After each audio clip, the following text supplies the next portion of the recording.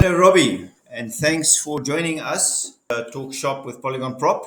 Maybe a last question, Robbie, out of interest sake. Turnover rentals, you're saying you're doing well in centers, for or against?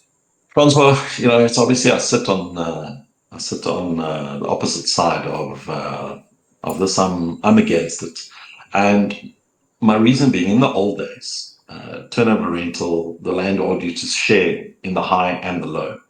Subsequently, over time, the landlord only shares in the high, and it's the tenant's problem to sort out the low. In a low margin, high volume type of environment where you're competing with multi-billion rand businesses and you got to cut price to compete with them. And I'm talking for myself. When you're dropping GPs or you're selling, give you an example, Black Friday, I broke some records in selling 2-liter Coke. Okay. 2-liter Coke, $20. I was selling it for 20 Rand.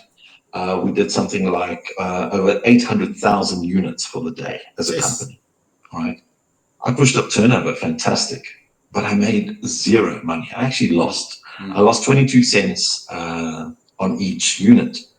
So my question is, when you come with a turnover clause and you go, sure, Robbie, let's balance out the turnover clause. Let's look at GPs as well.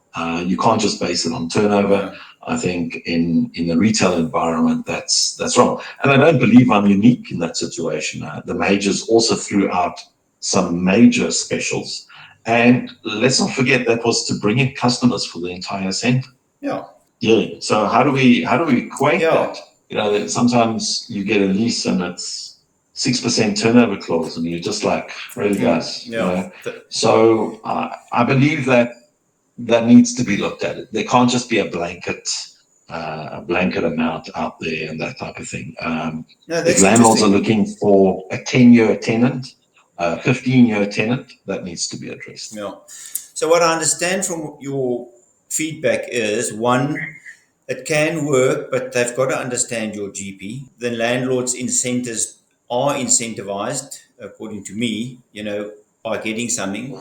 But maybe there is, firstly, as you say, the margin's got to be, you can't have an 8% margin and pay a 6% turnover clause. Nobody will survive. That's just ridiculous. And then maybe there'll be some variance to this.